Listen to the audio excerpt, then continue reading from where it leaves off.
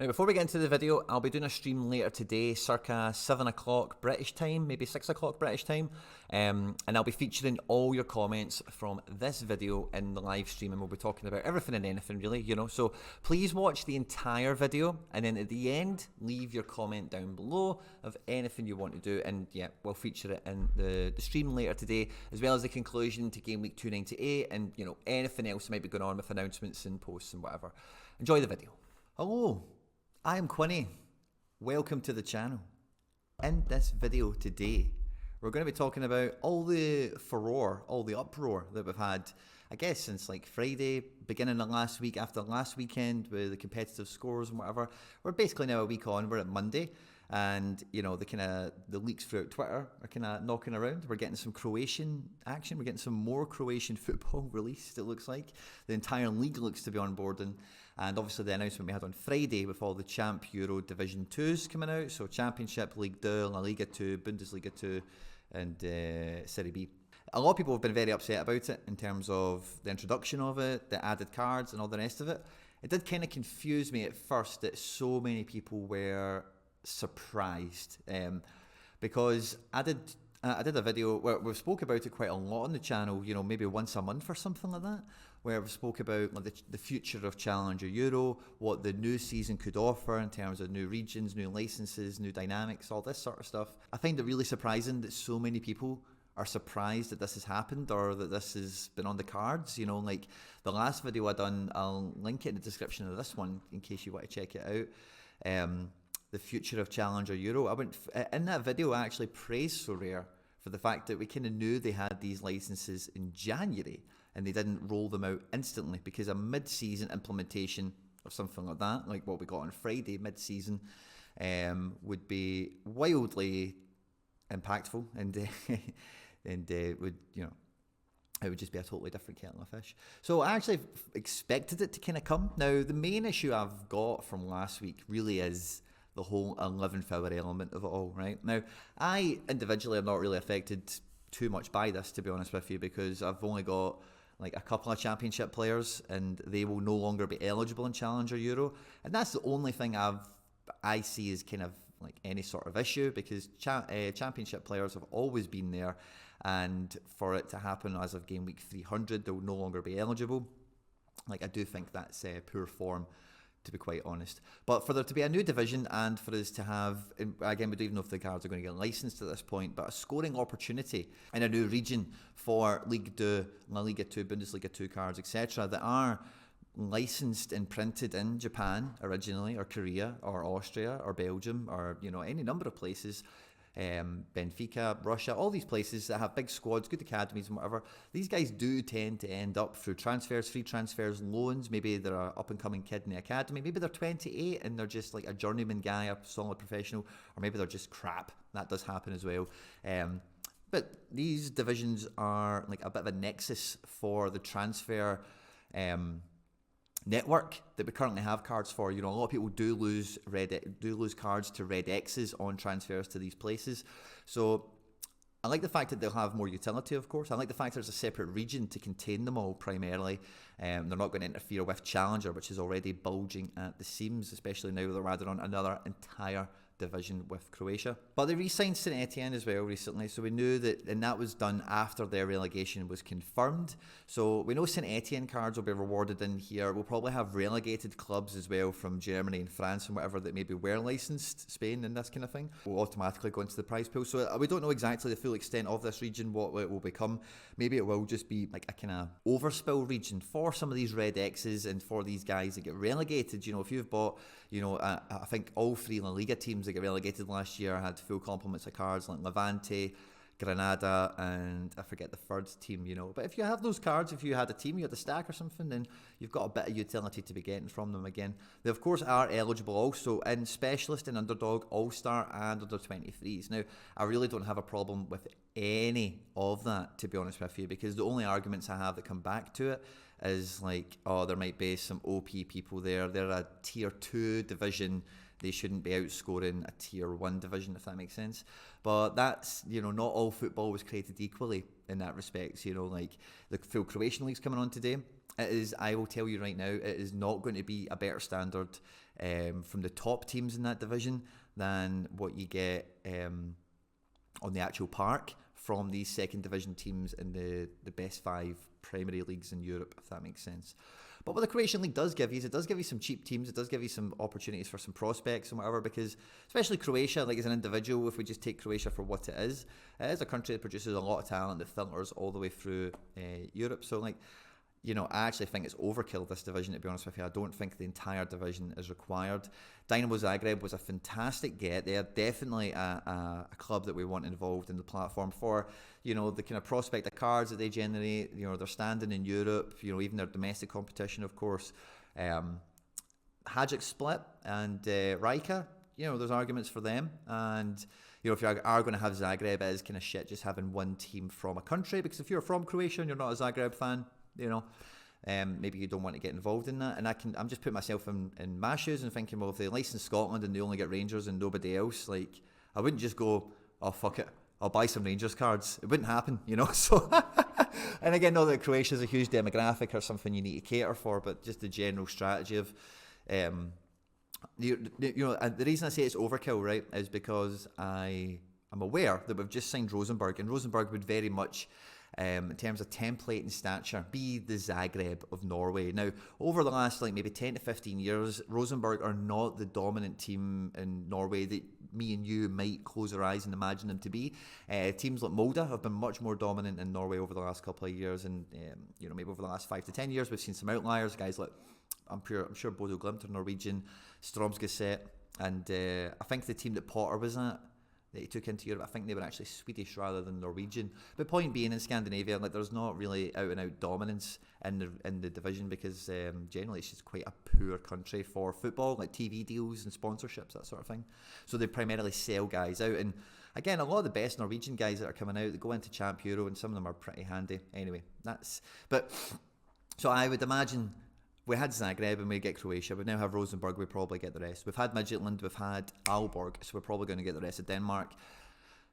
Sweden, again, I would expect the bigger teams to be looked at, certainly, but with Austria and now Croatia, these smaller divisions being implemented in, then I'm not really ruling anything out at this stage, and I've not really ruled out most of this. Like, there's 2 videos I did talking about the future of Challenger Europe. If you look at the oldest one, I'll also link that in the description down below.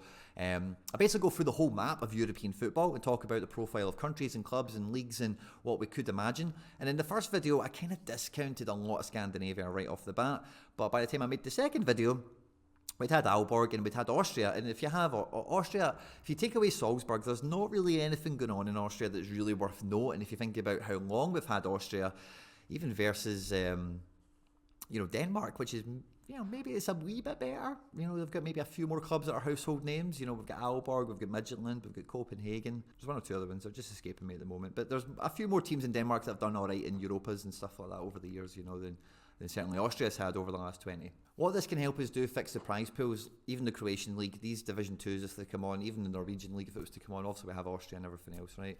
Is it should give Sorare the opportunity to create more tiers in terms of the categorization of players.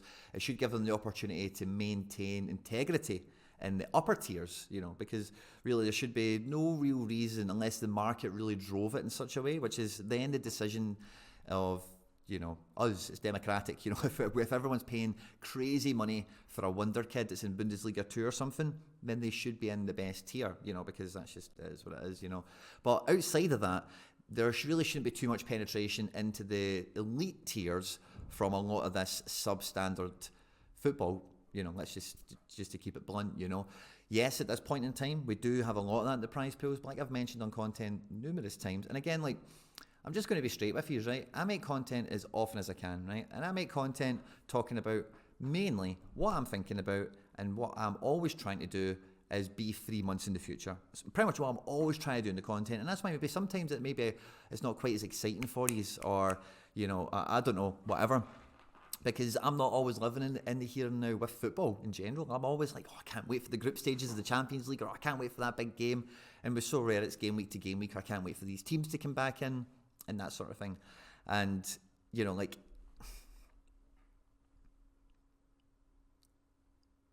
you should be watching it. And the reason I bring up earlier on when I talk about Norway and these Division 2s or whatever it is, like that transfer network that does operate in real world football, is that cross-pollination is really the journey Sorare managers that's the journey that I've really enjoyed, is having a card, go through a couple of transfers and they work out. Maybe the first one doesn't, the second one does, or, they are an up-and-comer and they break out and they go somewhere and they move from being in Challenger to Champion, or, or because they move from within Challenger, they've went from, I don't know, Portugal to Austria, or like Portugal to Turkey, or whatever it might be. They're now a better player as a result, and that kind of levels up your gallery without you doing anything, by you having the foresight to pick up that guy that was a bit of a talent. So the more opportunities for that cross-pollination to happen, because like I mentioned earlier, these leagues that are now covered, a lot of their, there's a lot of cards available for a lot of them, and it's because they're printed and minted in their native division where they break through their academies. There's a long-standing Sorare, like hardcore contingent of like J and K League fans, and like we've seen some of the best talent in those leagues, emerging talent, go to Belgium, of course, go to Belgium League 2. We've seen them go to Bundesliga 2, and we've seen them go to like Spain and sit in the back of academies and never get minutes. Lots of different things can happen. But again, if you're just like a J-League manager, that gives you another opportunity to either expand your gallery and play some different competitions, or have a powerful player at a different time of the year, or an opportunity to, relieve yourself of a Japanese player that's now no longer a Japanese player, he's now a European player, and you can get something else for your gallery or whatever. And that cross-pollination, that kind of journey of football, is really where the magic of the NFT kind of comes in, because you own it for its career. You take it through, you play it in game weeks and blah blah blah, all the stuff that you guys know about, of course. But it is, like my Jota's got a Benfica kit on it, and after I bought that Jota, I think he's made no appearances for Benfica. He maybe played 12 for Rayo Vallecano, and then he's came to Celtic, and like, this Jota's a great example, right? But there's lots of little examples of stuff like that, not just in my gallery, but in yours, I'm sure, and your friends and other people you watch for content and whatever. And for me, I think that's the genesis of a lot of this, is like making a network so that really as very little cards as possible do fall off the face of the earth, and as much as anything else as well. Like a lot of football, right? And this is something that a lot of us forget, or a lot of us, and I say us, like people who do follow elite football, like is the only thing they do, right? But in 2022, there is a huge movement towards grassroots football. There's a huge movement towards local clubs. There's a huge movement towards, getting behind, not following the big money club in your local geography, if that makes sense.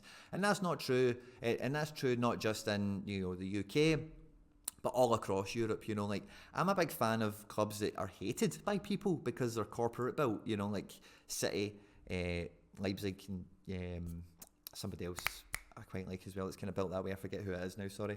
And that's because like so many hardcore football fans that really think they're salt-of-the-earth football fans want to back their local team, want to follow their local team. So over the last 5 years, like I'm just going to tell you how it is again. Like there has been a huge groundswell in grassroots football. More and more people are attending lower and lower league football. That's just a fact of the matter. And the standard in these divisions is actually pretty decent, So I don't think it's as terrible a thing, like overall. Like there's definitely bad things about it depending on how it's implemented, and again we still know very little about how it will be implemented, but I think there's more positives than negatives, because again some of these clubs, I'm particularly thinking about the ones in Germany and Spain, the ones that are 100% like community like driven, so just the way those countries operate football wise. Then that's great that they can play in this game as well with their local team if they want. I think that's fantastic. Sometimes they get promoted, it does happen. Sometimes they sign a star, sometimes they produce a world-class talent, and fantastic. I expect, today's Monday, we've already got the Croatian League kind of coming out at this point. I personally suspect that this week is going to be a whirlwind. I expect there's going to be a lot of stuff happening.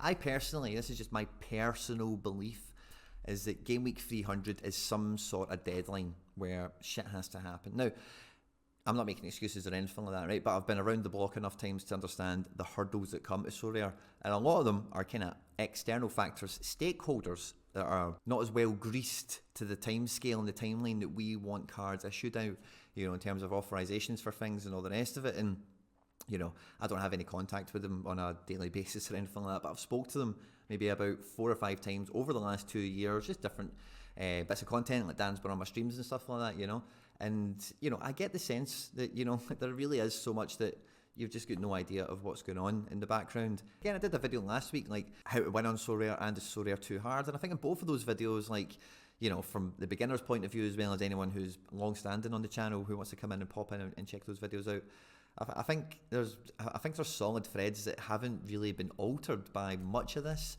It's just that we've got so much silence over the last weekend for sure. And, you know, by the time this video's out, maybe we've got something.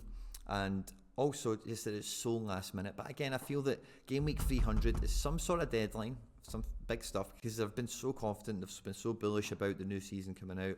And, you know, things have, you know, we've got pictures now for Liverpool, we've got pictures now for SPFL, we've got some other pictures here, there and everywhere. Things are slowly getting bled in, but we know they've not got full control over that. So anyway, I think when we see the cake, when it comes out the oven, when the cake comes out the oven and we see it, this is what they've got for us. Now I'm anticipating that's going to be some sort of announcement after game week 300 is kind of like locked in, or maybe just is opens up for the game week. You know, we get the Tuesday deadline tomorrow or whatever. I think either Tuesday or Friday we'll get some sort of other roadmap 3-month kind of reward pool thing that's very much due at this point. And I think that will be accompanied with, hopefully, a presentation of a baked cake. You know, the reward pool is as it should be. We've got all the cards, we've got all the stuff, all the licenses that planned on dropping for this year are implemented and up and running. We're at game week 300. Going forward, we're sorry for all the aggro, we're sorry for all the upheaval, but enjoy. Thumbs up, and maybe they give us a wee backhand or a wee airdrop or to, you know, just a tier 3 limited to everyone, or a wee crumb of beef or something, I don't know.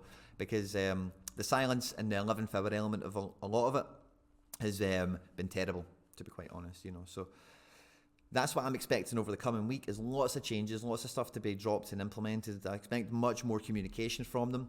And, you know, let's see. If they maybe even come out to us and they say the cake was meant to be baked by game week 300 and maybe it needs another 5 minutes, it'll be out in game week 305, 302, 310, whatever. But they tell us this is what we expect the baked cake to look like and taste like, then sure, let's do it. When we can offer, you know, then people can offer patience, people can offer understanding, but the silence is what disables people from doing that, because you're making everything up in your mind. You're trying to second guess, you're trying to work out, you're trying to read between the lines, you're trying to peek behind the curtain, you're talking to your pal who's got a pal, you're talking to his pal who's got a pal, and then, you know, things go out, you know, and then who knows, you know. So anyway, I hope you'll join me later on for the stream today. I hope you have fun regardless. And as I say, as I'm recording this now, maybe some more stuff has came out. But we'll be back live later on today. I hope you'll join me, and I hope to see you then.